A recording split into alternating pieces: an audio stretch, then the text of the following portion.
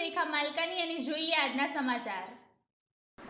ભિલોડાના ભાણમેર ગામે ફરિયાદી અને શાહિદો ઉપર આડેધડ ફાયરિંગ કરી ગંભીર ઇજાઓ કરનાર ઈસમોની ગણતરીના કલાકોમાં હથિયારો સાથે ધરપકડ કરતી ભિલોડા પોલીસ।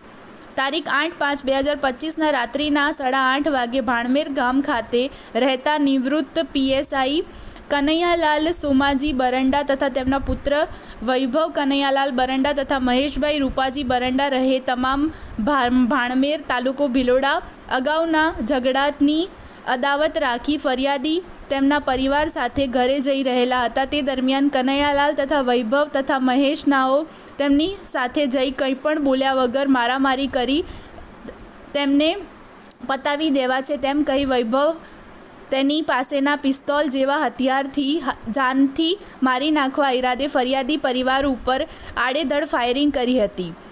જે ગુનાની ગંભીરતાને ધ્યાને લઈ પોલીસ ઇન્સ્પેક્ટર ડીબી વાડાના પીએસઆઈ અને સ્ટાફની અલગ અલગ ટીમો બનાવી સદર ગુનામાં સંડોવાયેલ આરોપીને ઝડપી પાડ્યા। સૂચના અને માર્ગદર્શન આપેલ જે અન્વયે બાતમીદારો રોકી ટેકનિકલ સોર્સ આધારે ભિલોડા સ્ટાફ દ્વારા સદર ગુનામાં ફાયરિંગ કરનાર આરોપી વૈભવ કનૈયાલાલ બરંડા તથા મહેશભાઈ રૂપાજી બરંડા ને ગુનામાં ઉપયોગમાં લીધેલ હથિયાર વાહન સાથે ઝડપી પાડી ગુનામાં અટક કરી કાયદેસરની કાર્યવાહી કરવામાં આવેલ છે।